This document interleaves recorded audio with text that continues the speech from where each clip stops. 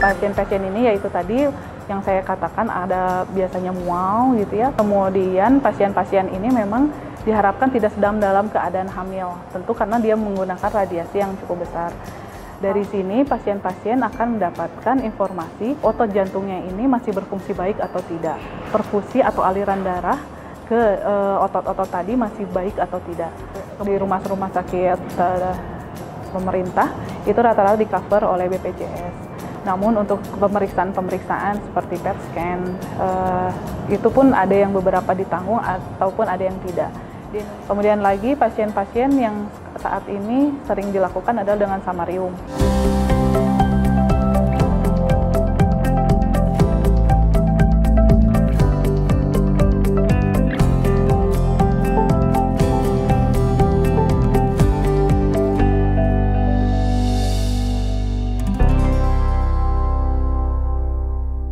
Tiap 6 jam dia akan melurus setengahnya hingga habis. Jadi nggak usah takut kalau radioaktif atau radiasinya itu tetap mengendap dalam tubuh.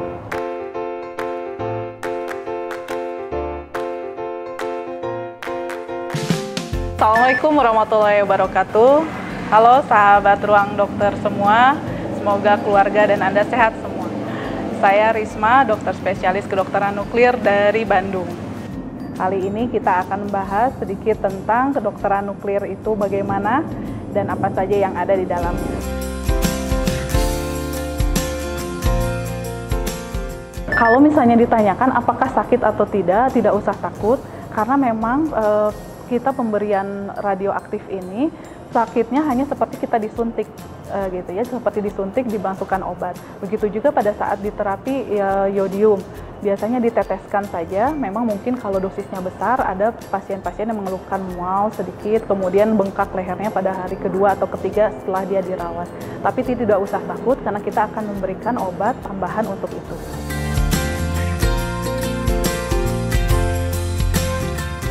Ya, pasien-pasien yang biasanya diberikan dengan radioaktif yodium 131, biasanya pasien-pasien dengan hipertiroid atau GRAVE, multinodosa toksik, dan juga untuk terapi karsinoma tiroid yang sudah dioperasi seluruhnya. Dua-duanya ini adalah mengablasi atau merusak sisa-sisa jaringan dari tiroid kalau untuk yang kanker tiroid. Namun kalau untuk yang hipertiroid kita akan rusak sehingga produksi dari hormon tiroid ini tidak banyak dan melebihi yang seharusnya.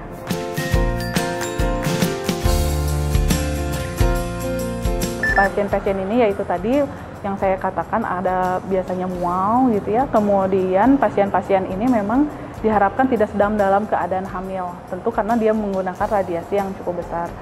Hal-hal lain seperti kemandulan gitu ya, kemudian menjadi tidak subur itu sampai saat ini tidak ada penelitian yang signifikan untuk itu. Jadi sebenarnya yang kita berikan dosisnya cukup aman karena kita menggunakan standar nasional maupun internasional.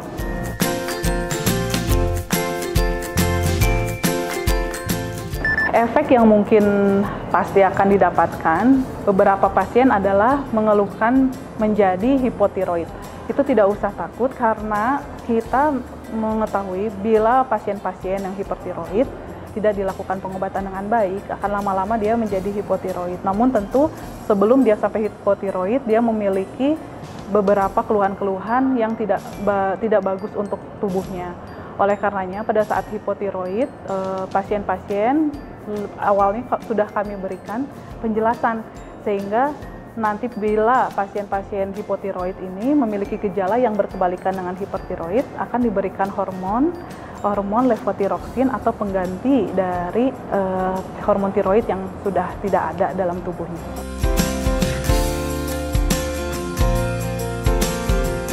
Untuk menghindari hipotiroid ini memang cukup sulit, namun dokter dari kedokteran nuklir biasanya akan memberikan dosis dari radioaktif dalam hal ini yodium 131 dengan dosis yang cukup atau optimal. Itu biasanya melihat dari hasil uptake tiroidnya pada saat pemeriksaan scan tiroid.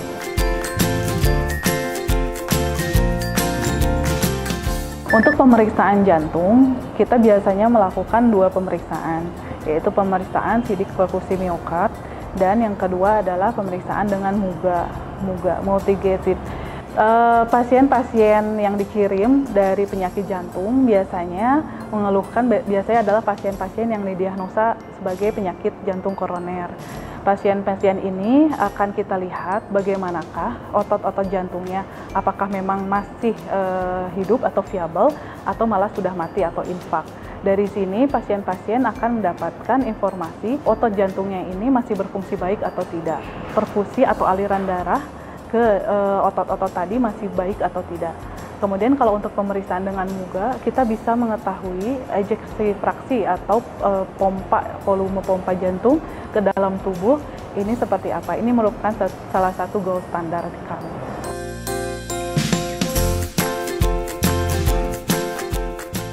Untuk pemeriksaan kedokteran nuklir rata-rata kalau di Hasan Sadikin atau di rumah sakit pemerintah itu rata-rata di cover oleh BPJS.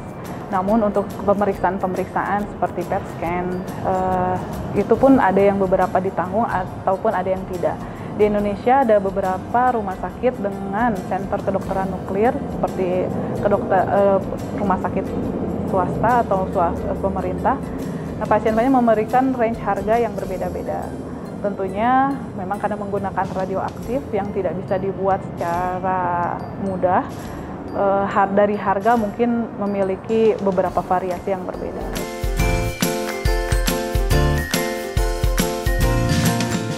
Pemeriksaan kedokteran nuklir bagi penyakit-penyakit kanker itu biasanya kita melihat adakah penyebaran atau staging gitu ya, atau restaging atau melihat respon terapi. Jadi pasien-pasien yang misalnya terkena kanker dan kita tidak tahu di mana tempatnya, kita bisa lakukan scan dari ujung kepala sampai kaki. Pemeriksaan yang biasa saat ini sering digunakan untuk onkologi adalah dengan PET scan. Namun untuk pemeriksaan-pemeriksaan lain yang menggunakan SPECT CT, itu salah satunya kamera di bawah SPECT, di bawah PET scan, itu digunakan untuk melihat penyebaran pada tulang. Kemudian juga untuk melihat apakah ada residu atau sisa pada keganasan, misalnya di nasofaring. Kemudian lagi pasien-pasien yang saat ini sering dilakukan adalah dengan samarium. Pasien-pasien dengan samarium ini adalah pasien-pasien yang merasakan nyeri pada tulang-tulangnya, sehingga diberikan anti nyeri dengan menggunakan radioaktif. Hal lain yang saat ini mungkin sedang berkembang adalah pasien-pasien dengan CA prostat, kemudian dilakukan dengan targeted organ, dengan radionuklida lain yang lebih canggih yang saat ini mungkin di Indonesia belum ada, namun mudah-mudahan kedepannya kita akan lakukan lebih.